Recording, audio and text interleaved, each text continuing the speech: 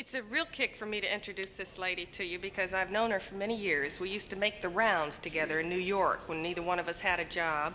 We'd have coffee together and cheer each other up, and it's a thrill because she's one of the nicest ladies in show business and one of the funniest. My dear friend, Miss Phyllis Diller.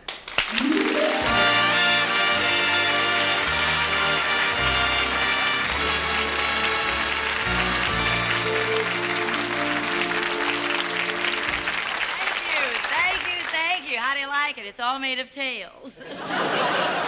The animals got away. The only thing worse than not having anything to wear is to have nothing to put it on. I showed this to Fang, and I said, "You never tell me how I look." He said, "Why start an argument?"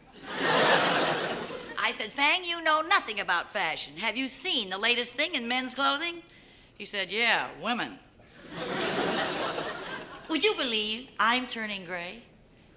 Not my hair, my skin. There used to be a television show named after my skin, Rawhide. I asked my neighbor if she could take me to a good beautician. She said, "Did you say beautician or magician?"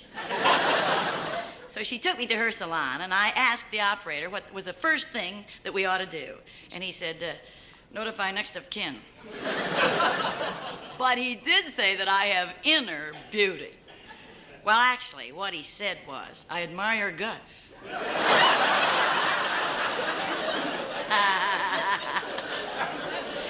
Most women have a vanity table. With me, it's a humility counter.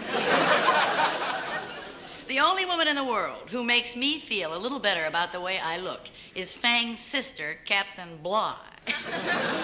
If it weren't for her Adam's apple, she would have no figure at all.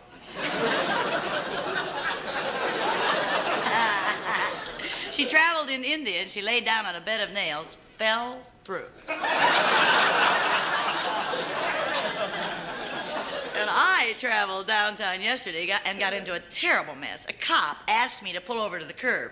How did I know which one he meant? There are two. I was lucky, though. There were only 12 cars involved. And only the day before, I backed over the mailbox, drove through 2 hedges, ran through the kitchen, and then I lost control of the car. My last car wash cost me $100. I hit a fire hydrant. But of course, I'm taking driving lessons. One day, I carried a stop sign for 10 blocks. And the teacher said, "Well, why didn't you stop?" I said, "The sign was moving." I said, "I didn't know you had to stop for a moving sign." In fact, I told him it was going faster than I was. He says, "How do you know? It was in front of me, wasn't it?" Those driving instructors make me so nervous, I spend more on deodorant than I do on gas.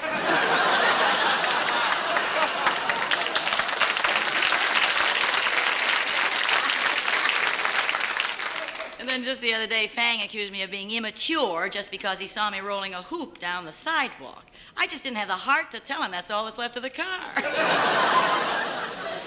Do you know that there isn't a doctor in the world who will make a house call at night? The other night, my doctor told me to take 2 mornings and call him in the aspirin. My idea of diplomacy is a hostess who can convince a dinner guest that caraway seeds have legs.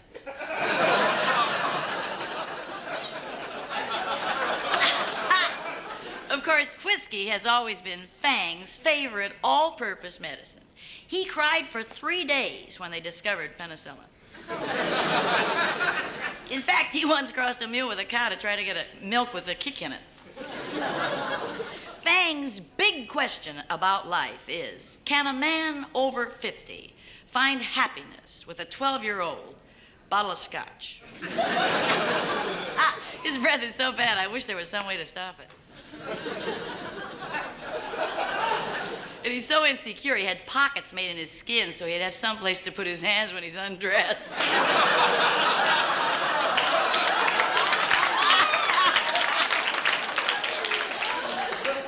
In desperation, I asked my psychiatrist how I could get rid of Fang's split personality. He said, "Get 2 divorces." Fang tried to leave me once. He didn't get too far. He was arrested for leaving the scene of an accident. But I knew very early that our marriage was in a lot of trouble. I knew it on our first wedding anniversary. He gave me luggage. It was packed. My mother darn near suffocated.